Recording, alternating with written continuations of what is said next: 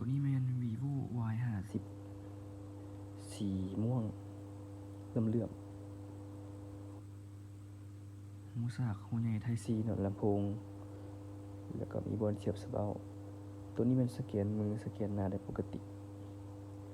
แล้วก็เป็นห้อยในมือง่ายไป เวลาไปจับมันจะมีห้อยง่ายเดี๋ยวไปซื้อฮีทใส่ตึม ด้านหน้ามัน มีกล้องอยู่ข้างซ้ายมือข้างถึง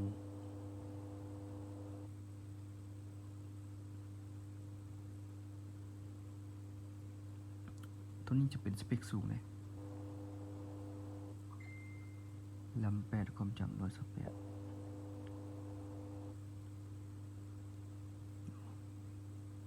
ย้อนกลับมาเบิ่งระบบเกี่ยวกับโทรศัพท์ vivo 1935 Android เวอร์ชัน10 CPU เป็น Snapdragon 665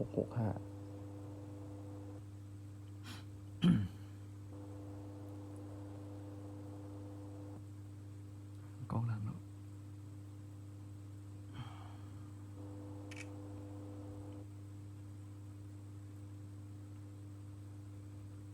โอเค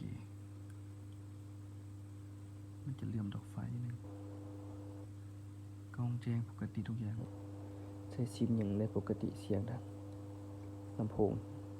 เสียงแจ้งดีแล้วนี่จะเป็นรีวิวคร่าว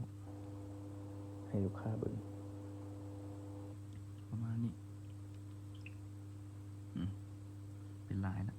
จับลาย